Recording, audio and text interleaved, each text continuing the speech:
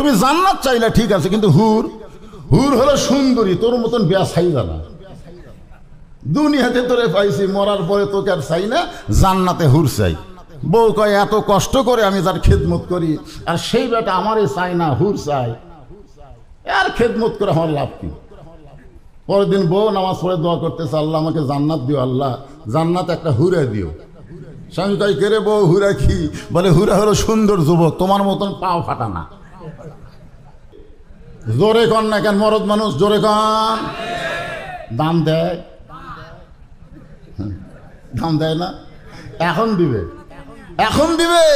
এতদিন মেয়ে মানুষ ক্ষমতায় ছিল, এই জন্য আমাদের বাড়ির গুলো প্রধানমন্ত্রী হয়ে গেছিল। এখন মরদ মানুষ ক্ষমতায়, আর মেয়ে মানুষের খাওয়া নেই। জোরে কোন কথা ঠিক কিনা? একটা মাছ, বিশাল একটা মাছ ইউনুস নবীরে খাইছিল, হজম করার পারেনি। ভারত তুমি যত বড়ই দেশ হোক, ইউনুস যতদিন ক্ষমতার চেয়ারে থাকবে, তোমাকে বুড়া আঙ্গুল দেখা ইউনুস সিনোদ যাবি। জোরে কোন কথা ঠিক কিনা? আল্লাহ রাসূল বলেছে দরকার হলে তোমরা সিনোদ যাও। ওমর ফারুক যখন ওয়াজ শুরু করলেন, সাহাবীরা যখন পাগলের মতন ওয়াজ শুনতে ইচ্ছা পোষণ করেছেন, এমন সময় একটা লোক পিছনে দাঁড়িয়ে আছেন। ওমর ফারুক বললেন, এজলেস এজলেস ইয়া আখি, এ আমার ভাই বসো। কোরআনের মাহফিলে বসাটা হলো আদবি, দাঁড়ানো হলো বেদবি।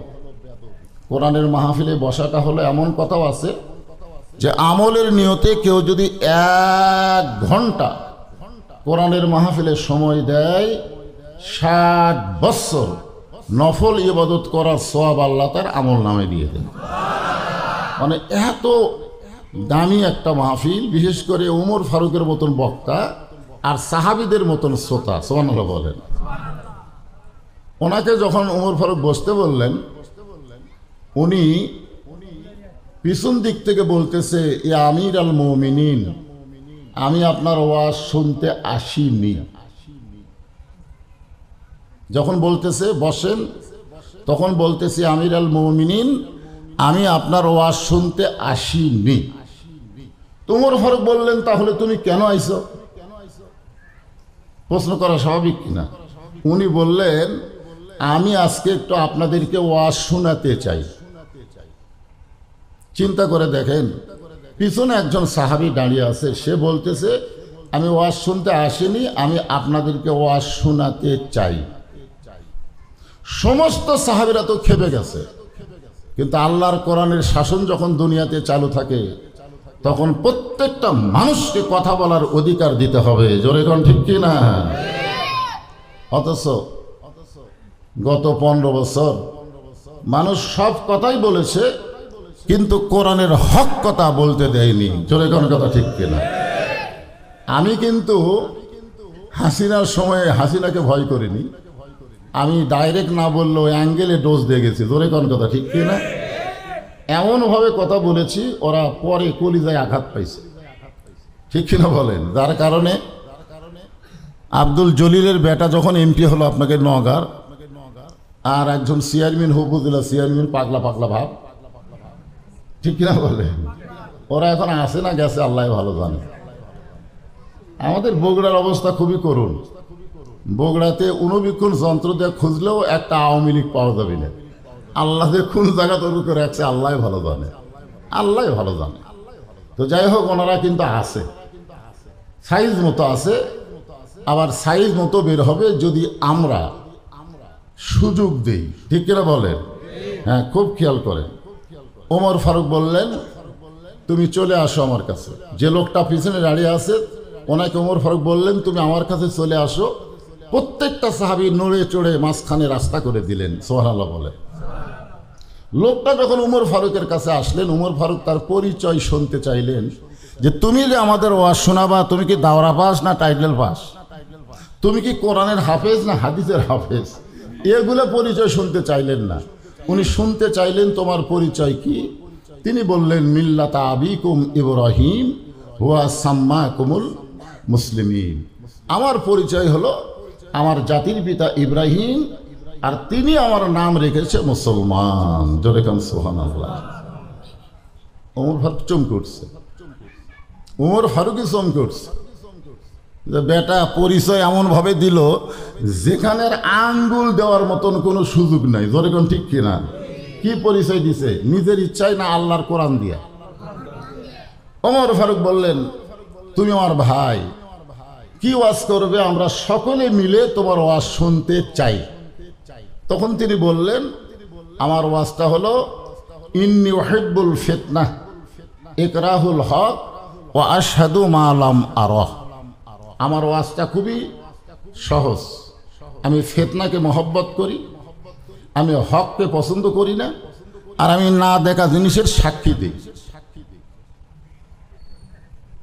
আপনারা বলেন ফিতনা সম্পর্কে রাসূল কি বলেছেন? আল ফিতনাতু আশাদ্দু মিনাল কতল।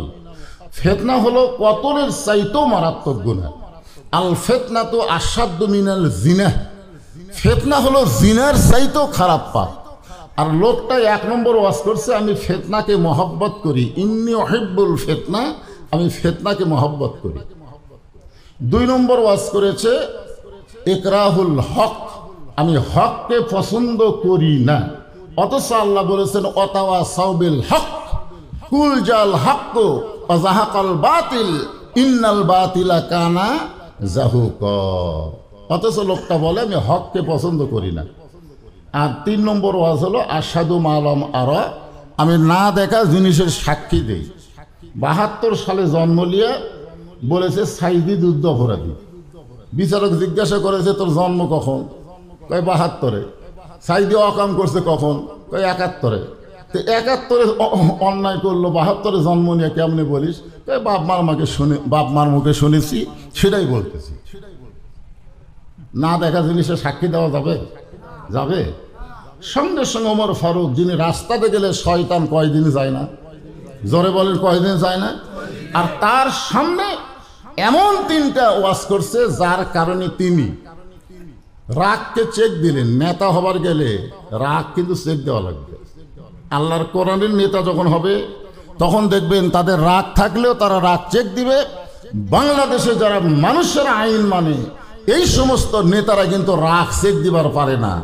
যার প্রমাণ অনেক নেতারা বলতেছে যে ধর্ম লিয়া হুজুরা ব্যবসা করতেছে, ইসলামে কোনো রাজনীতি নাই, কোরআনে কোনো রাজনীতি নাই। অথচ যেই সূরা থেকে আমি তেলাওয়াত করতেছি এই সূরাটার নামই হলো সূরায়ে মুলক। জোরে বলেন কথা ঠিক কিনা? এখানে প্রমাণ হলো রাজত্ব রাজনীতির সূরা যদি কোরআনে থাকে তাহলে কেমনে বলবে ইসলামে রাজনীতি নাই? ইসলাম রাজনীতির মধ্যে নাকি ইসলাম নাই? এক হাদিস সাহেব আমারে কয়, হুজুর আপনাদের ওয়াজ আমি শুনবার চাই না। আমি বললাম কারণ কি? বলে আপনার ওয়াজও আসে এখানে রাজনীতি করেন। তোমার খাওয়া না হয় কারাগারের বন্দি আসামিক দিয়ে নেয়, কিন্তু সে যদি বাড়ির অভিভাবক হয় আর অভিভাবক যদি কারাগারে বন্দি থাকে তাহলে তার বাড়ির খবর না নিয়ে তুমি কেমনে খাও? সঙ্গে সঙ্গে ওমর ফারুক খাওয়া বন্ধ করে দিলেন। বউ বলতেছে আপনি কি খাবেন না? বলে আমার খাবার তাকে দিয়ে আসলাম, সে যদি বাড়ির অভিভাবক হয় আর বাড়ির খবর না নিয়ে কেমনে খাবো? বউ বলতেছে আপনি যখন খাবেন না আমারও দরকার নাই। টোপলা বান্দা স্বামীকে বলতেছে তাহলে চলে যান, যাকে আপনি কারাগারে বন্দি করেছেন তার পরিবারের কাছে আপনি চলে যান। জোরে গান সুবহানাল্লাহ। গভীর রাত্রে হযরত ওমরের বউ স্বামীকে কত বিশ্বাস করছে দেখেন। মরদ মানুষ জেলখানাত বন্দি, তাহলে বাড়িতে কি মানুষ আছে? কথা কন না কেন? স্বামী বলতেছে এই সমস্ত খাবার তার পরিবারের কাছে দিয়ে আসেন। আমি যদি কোনো মেয়ে মানুষের কাছে যাবার চাই খাবার নিয়ে, আর বউ যাবার দিবি? যত বড়ই হুজুর হই এখন পর্যন্ত বউ হাঁক সন্দেহ করে। একদিন মোবাইল অন করে ঘুমাচ্ছি, ইতিমধ্যে কল করছে, আর বউ মনে করে স্বামী ঘুম পাড়তেছে, যাই কল ধরছে। যেই কল ধরছে মেয়ে মানুষ, তো মেয়ে মানুষ হুজুর কল করছে। আমার বউ বলতেছে আপনি কে? বলে আমি হুজুরকে ভালোবাসি। আমি হুজুরকে ভালোবাসি, মাঝে মধ্যে হুজুরের সাথে কথা কই। আমি তো ঘুমের মধ্যে আছি, ঘুমোর থেকে উঠে দেখে বুঝলেন আমার বউ খালি ট্যাপা মাছের মতো মুখ করে বসে আসা। আমি বললাম কে গো, তোমার দাঁতের অসুখ বাড়লো নাকি? আপনি কি ওয়াজ করেন লুচ্চামি করেন? ভাই আপনি ওয়াজ করেন আর লুচ্চামি করেন? আমি বললাম কে রে এত জোরে কথা, রাস্তার ধারে দাঁড়িয়ে কি হয়েছে? আপনি ঘুমাইছিলেন, এই যে মেয়ে মানুষ কল করছে এই নাম্বার। আমি বললাম আপনি কে? বলে হুজুরকে ভালোবাসি। আমি একে একেবারে জোরে রিংটন ইয়ার কি কয়, এটা কি কয়, লাউড স্পিকার দিয়ে কল দিলাম, মা মারে তুমি নাকি কল করছিলে? কয় হুজুর কল তো করছিলাম, যেটা ধরছিল সেটা কি? আমি তো জোরে দিয়েছি লাউড স্পিকার। বলতেছে আমার বউ। কে এরকম খারাপ বউ হলে আপনি সংসার করেন কেমনি? আর বউ বলতেছে দেখছে কি কয়, আমার সংসার ভাঙবি।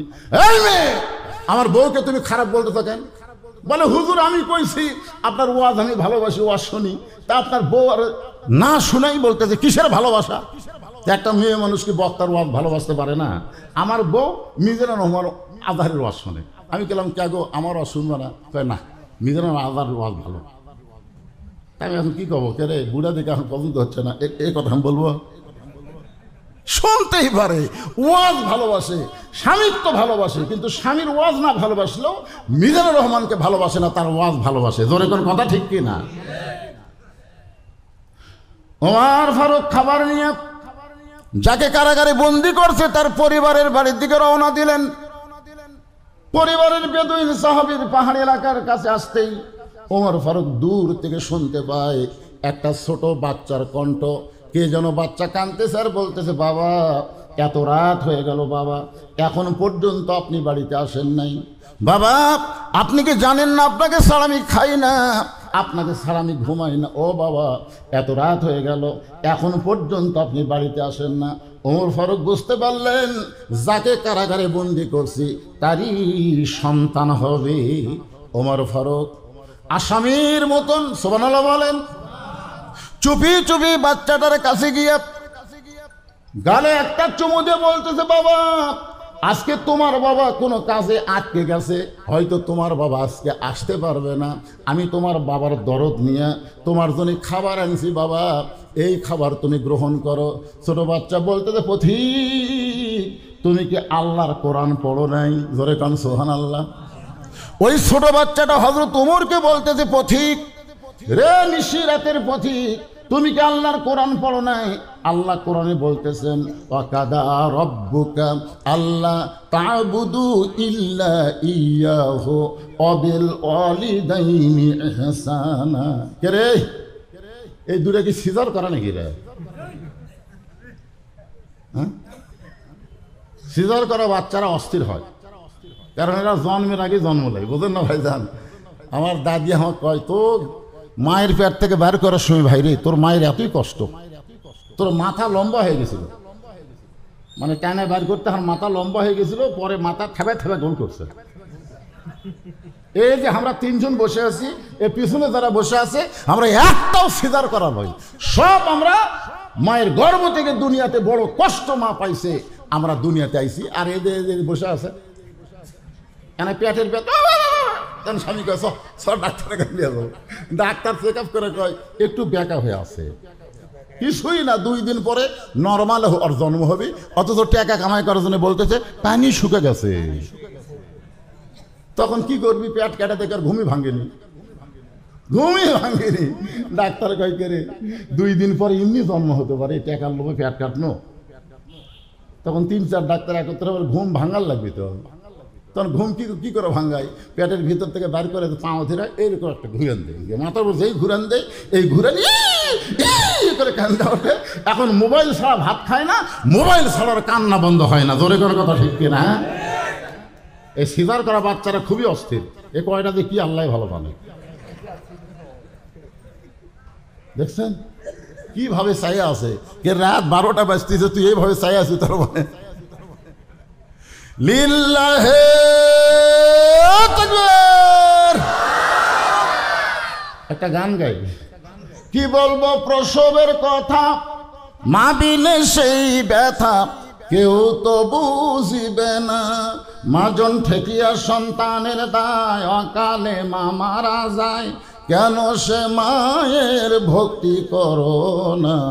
এমন দরদি ভবে কেউ হবে না আমার মা গো। ওই ছেলেটা বলতেছে, পথিক তুমি কি আল্লাহর কোরআন পড়ো না? আল্লাহ কোরআনে বলতেছে আল্লাহর পরই হলো বাপ মা। তুমি আমাকে বাবার দরদ দিয়ে আমাকে আদর করে খাবার দাও, কিন্তু তুমি জানো না আমার বাবা ছাড়া আমি খাইও না, কোনোদিন বাবা ছাড়া আমি ঘুমাইও না। তুমি আমার বাপ হবা দয়াল বাবা। আমার দয়াল বাবার দরবারেতে কেউ ফিরে না খালি হাতে, আড়িয়া গরুলিয়া সব 38 রওনা দিচ্ছে দয়াল বাবা। একই মানুষের বেশি বাবা হওয়া লক্ষণ ভালো না, জাউরা হওয়া লক্ষণ। জোরে কোন কথা ঠিক কিনা? ছোট্ট বাচ্চাটা বলে, পথিক তুমি আসলে ভালো মানুষ, গভীর রাত্রে আমাকে খাবার নিয়ে আইছো, কিন্তু তুমি তো জানো না আমার বাবা ছাড়া আমি খাইও না, ঘুমাই না। সঙ্গে সঙ্গে হয় তোমার ওই ছোট্ট বাচ্চাকে কান্দে তুলে নিলেন। জোরে কান সুবহানাল্লাহ। কান্দে তুলে নিয়ে ওই বেদুইন সাহাবী যেই কারাগারে বন্দী, ওই কারাগারের দরজা ছেড়ে দিয়ে বললেন, বাবা তুমি যে বাবা ছাড়া খাও না, সেই বাবা এখন এই ঘরের ভিতরে। বেদুইন সাহাবীর ছোট্ট বাচ্চা জেলখানার দরজায় গিয়ে চিল্লে বলতেছে, বাবা কে তোমাকে অন্যায়ভাবে ঘরের মধ্যে বন্দি করে রাখছে? খালি একটা বার তার নাম কও, খালি একটা বার তার নাম কও, তাকে আমি সাইজ করবো। ওমর ফারুক দূরে দাঁড়িয়ে মুচকে মুচকে হাসতেছে, কারণ প্রকৃত সন্তান তারাই বাবাকে কষ্ট দেখলে সন্তান সহ্য করতে পারে না। আজকে অনেক বাপ মা বইয়ের জ্বালা কাঁদতেছে, অথচ বেটা বাপ মা ছাড়া বইয়ের কাছে যায়, বাপ মার দিকে খেয়াল করে না। জোরে কোন কথা ঠিক কিনা? এরা ভেজাল সন্তান, এরা প্রকৃত সন্তান না। প্রকৃত সন্তান দরকার হলে বউ তালাক দিবে, বউ ছাড়া দিবে, বইয়ের টেনশন করবে না। বাপ মা মরে গেলে কোনোদিন বাপ মা পাওয়া যায় না, আর বউ মরার সাথে সাথে বিকালে বিয়ে করা যায়। জোরে কোন কথা ঠিক কিনা? কথা বলে। ওমর ফারুক দূরে দাঁড়ায় মুচকি মুচকি হাসতেছে, খালি বলতেছে, বাবা খালি একবার নাম কও, যে তোমাকে কারাগারে বন্দি করছে তাকে আমি সাইজ করব। সঙ্গে সঙ্গে বেদুইন সাহাবী বলতেছে, বাবা যে আমাকে কারাগারে বন্দি করছে তার নাম হলো হযরত ওমর। যেই কইছে হযরত ওমর, ওই ছোট বাচ্চা দরজাত বসে বলতেছে, বাবা ওই মহামানব যখন তোমাকে কারাগারে বন্দি করছে তাহলে নিশ্চয়ই তুমি অন্যায় করছো। আপনারা বলেন ওই ছেলেকে ওমরকে কোনোদিন দেখছে? কিন্তু যখনই নাম শুনছে তখন বলেন তো কার পক্ষে? বাপের পক্ষে। কিন্তু যখন কি বলছে, কারণ নাম কও, তাহলে নাম কও, আমি সাইজ করবো। যেই নাম কইছে সঙ্গে সঙ্গে দরজাত বসে বলতেছে, বাবা ওই মহামানব যখন তোমার কারাগারে বন্দি করছে তাহলে নিশ্চয়ই তুমি অন্যায় করছো। এখনো হযরত ওমরের নাম শুনে ওই ছোট বাচ্চা মহামানব বলার পেছনে কারণ হলো ওই বাচ্চা বাপের কাছে ঘুমায়, যে রাত্রে ঘুম ধরে না সেই দিন তার বাবা হযরত ওমর ফারুকের জীবনী ওয়াজ করে। তুমি জানো বাবা, আমাদের একটা আমির আছে, আমাদের একটা আমির আছে, আমাদের একজন নেতা আছে। সবাই যখন ঘুমায় তখন আমাদের আমির ঘুমায় না। একদিন গভীর রাত্রে ঘুম ধরে না, সে চোরের মতন ঘুরতেছে, ঘুরতে ঘুরতে দেখে মরুভূমির মধ্যে তাঁবুর ভিতরে দুই বাচ্চা কাঁদতেছে, আর মা বলতেছে গোশত সিদ্ধ হলেই তোমাদের খাবার দেব। এই গল্পটা বেদুইন সাহাবী তার বাচ্চারে শুনাইছে। ওমর ফারুক দূরে থেকে চিন্তা করে, এত রাত হয়ে গেল, দুম্বার গোশত হলে 8 ঘন্টা লাগবে, উটের গোশত হলো বড় জোর 1 ঘন্টা লাগতে পারে, এত গভীর রাত হয়ে গেছে এখন পর্যন্ত সিদ্ধ হয় না, এটা কেমন মা? ওমর ফারুক তাঁবুর নিকটে গিয়ে বললেন, মা তোমার অন্তরে কি কোনো দয়া মায়া নাই? এত গভীর রাত হয়ে গেছে এখন পর্যন্ত তোমার গোশত সিদ্ধ হয় না। মেয়েটা বলতেছে, পথিক আমার বাড়ি হলো ইয়ামিন দেশে, আমি শুনতে পারলাম মদিনার খলিফা ওমর অত্যন্ত ভালো মানুষ, আমার 2টা 3 বাচ্চাকে নিয়ে বিকেলবেলা ওমরের দরবারে যাওয়ার চাই, কিন্তু এত মানুষের ভিড় আমি ওমরের দরবারে যাবার পারলাম না। আগামীকাল সকালবেলায় যাব, এই নিয়তে তাঁবু টাঙ্গায়া 2টা বাচ্চাকে বুকের মধ্যে নিয়ে আমি ঘুমাবার চাই, কিন্তু আমার 2টা বাচ্চার পেটে এত খিদে লাগছে, ক্ষুধার যন্ত্রণায় বারবার যখন কাঁদতেছে, শুধুমাত্র সন্তানকে সান্ত্বনা দেওয়ার জন্যে আমি পাতিলে পানি আর পাথর দিয়া নিচে আগুন জ্বলায় বলতেছে, বাবা সিদ্ধ হলেই তোমাদের খাবার দিব। আমার কথা শুনতে শুনতে 2টা বাচ্চা ঘুমায়া যাবে, সকালবেলা ওমরের দরবারে যাব, কিন্তু এত খিদা আমার 2টা বাচ্চার পেটে লাগছে গো পথিক, আমার মনে হয় রাত বাচ্চা 2টার কাটাবে না। সঙ্গে সঙ্গে ওমর ফারুক বললেন, মা তুমি একটু ধৈর্য ধরো। এক দৌড়ে বাইতুল মালের দরজায় গিয়ে বলে, আসলাম একটা খাবার বস্তা আমার মাথায় উঠে দে। আসলাম বলে, আমিরাল মুমিনিন বস্তা কোথায় নেওয়া লাগবে হুকুম দেন। ওমর ফারুক বলে, আসলাম একজনের পাপের বোঝা আর একজন মাথায় নেয় না, দে আমার মাথায় উঠে দে। বিশাল খাবার বস্তা মাথায় নিয়ে ওমর ফারুক যখন দৌড় দেয়, পিছন দিক থেকে আসলাম বলে, আমিরুল মুমিনিন, এত বড় বস্তা মাথায় নিয়ে দৌড়াতে গিয়ে আপনি পড়ে যাবেন। ওমর ফারুক বলে, আসলাম রে, সময় মতো যদি যাবার না পারি তাহলে জাহান্নামের আগুনকে আল্লাহ ওমরকে পুড়াইয়া ফেলবে। এক দৌড়ে তাবুর নিকটে গিয়ে বললেন, মা, তোমার সন্তান দুইটাকে জীবিত আছে? বলে, হ্যাঁ, এখনো জীবিত আছে। তাহলে রুটি আর হালুয়া তৈরি করো।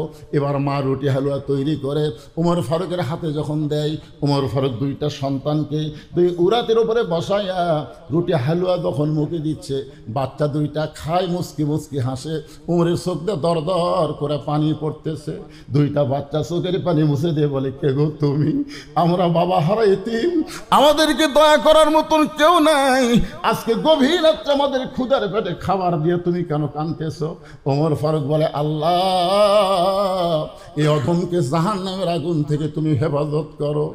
তাঁবুর ভিতর থেকে মহিলা বলে, পথিক, দুনিয়াতে ভালো মানুষের গল্প শুনেছি, কিন্তু মানুষ এত ভালো হয় কোনোদিন কল্পনা করি নাই।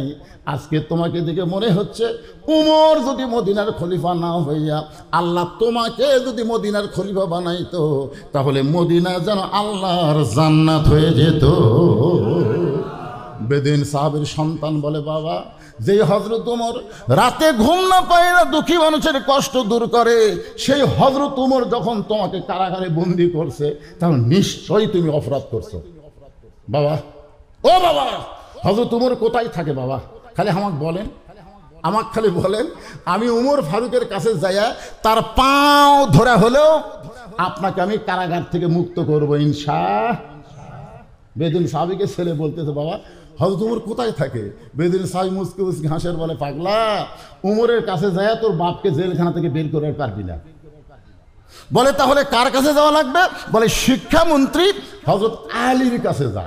উমর ফারুক যখন মদিনার খলিফা ছিলেন, ওই সময় শিক্ষামন্ত্রী ছিলেন হযরত আলী। ধরে কোন সুবহানাল্লাহ। আচ্ছা, একটা জিনিস আপনারা ধারাবাহিকতা শোনেন, আল্লাহ নবী যখন মদিনার রাষ্ট্রপতি ছিলেন, তখন শিক্ষামন্ত্রী হলেন হযরত আলী। আবু বকর রাদিয়াল্লাহু যখন মদিনার খলিফা ছিলেন, তখন শিক্ষামন্ত্রী হচ্ছেন হযরত আলী। উমর ফারুক যখন মদিনার খলিফা, শিক্ষামন্ত্রী হযরত আলী। ওসমান গনি যখন মদিনার খলিফা, তখনও শিক্ষামন্ত্রী হযরত আলী। ধরে এখন সুবহানাল্লাহ। তাহলে এতগুলা খলিফা পাল্টাচ্ছে, কিন্তু শিক্ষামন্ত্রী পাল্টায় না। আজকে কোরআনের শাসন যদি চালু থাকতো, এমন একজন মানুষকে শিক্ষামন্ত্রীর দায়িত্ব দেওয়া হতো, সে সমস্ত শিক্ষার আগে আল্লাহর কোরআন শিক্ষার গুরুত্ব দিত। খায়রুকুম মান তাআল্লামাল কোরআন ওয়া আল্লামা। জোরে বলেন, কথা ঠিক কিনা? শালা এমন নাস্তিক সব শিক্ষামন্ত্রী হয়, একদম বাগদম ঘোরাডম সাথে ঢাক ঢোলক ঝাঁদর বাজে, এই মিথ্যা শিক্ষার জন্য হাজার হাজার কোটি টাকা বাজেট করে, আর জালিকাল কিতাবুল আরাইবে হুদাল লিল মুত্তাকিন ছায়া চিন্তা চলান লাগে। জোরে কথা কর না গে। শিক্ষামন্ত্রী বোঝা লাগবে না? তুমি যদি তোমার বাবাকে জেলখানা থেকে বাঁচাবার চাও, তাহলে শিক্ষামন্ত্রী হযরত আলীর কাছে যাও। তোমার বাবা এমন 3টা ওয়াজ করেছে, ওই জায়গায় যদি হযরত আলী থাকতো, তাহলে তোমার বাবাকে আজকে কারাগারে থাকা লাগতো না, তোমার বাবার মাথায় মুকুট পরাতো। জোরে কোন সুবহানাল্লাহ। কিন্তু আমি যে 3টা ওয়াজ করছি, এই ওয়াজ করার সময় সবাই আছে, কিন্তু শিক্ষামন্ত্রী ছিল না, যার কারণে আজকে জেলখানা। ছেলে বলতেছে, বাবা কি ওয়াজ করছেন? ভাই, তুই তো ওয়াজ বুঝবো না, উমর ফারুকে যখন বুঝবার পারিনি, তুই বুঝতে পারবি তো মুখস্থ কর। কারণ ছোট বাচ্চারা কোরআন শরীফ বোঝে না, খালি মুখস্থ করে। জোরে খান, কথা ঠিক কিনা? দেখবেন সকালবেলা এসে দেখবেন খালি ঝুঁকতিসার পড়তিছে, ঝুঁকতিসার পড়তিছে। তবে একজন বললেন, কি পড়িস রে? পড়ি হুজুর, কিন্তু বুঝি না। কারণ বোঝা কথা কর না কেন? এরা যে কোরআন শরীফ মুখস্থ করছে, একটা হাবিজ সাহেব যদি বলেন যে বাকারা মানে কি, তাই হয়তো কথা পারবি না, কিন্তু গোটা কোরআন সে আপনাকে শোনাবে, কিন্তু কোরআনের অর্থ বোঝে না। কারণ ছোট বাচ্চাদের জন্য আমরা যখন প্রাইমারিতে পড়তাম, তখন আমাদেরকে নামতা মুখস্থ করাতো। 2 × 2 2 দোকানে 4 3 দোকানে 6 বলতাম, এটা মানে বোঝা লাগবে না, বড় হলে বুঝবি, এখন খালি মুখস্থ কর। আজকে ছোট বাচ্চারা কোরআন মুখস্থ করতেছে, কোরআন যখন হেফজ হয়ে যাবে, যখন কিতাবখানায় ভর্তি হবে, তখন আবার তাকে কোরআনের ব্যাখ্যা বিশ্লেষণ বোঝানো হবে। জোরে কোন কথা ঠিক কি না? তো ছোট বাচ্চার কি করা, বোঝার বয়স না মুখস্থ করার বয়স? বেদিন সাহেব বললেন, আমি যে 3টা ওয়াজ করছি, খালি মুখস্থ করা আলী পর্যন্ত যদি যাবার পারিস, তাহলে তোর বাপক আর জেলখানার থাকা লাগবে না।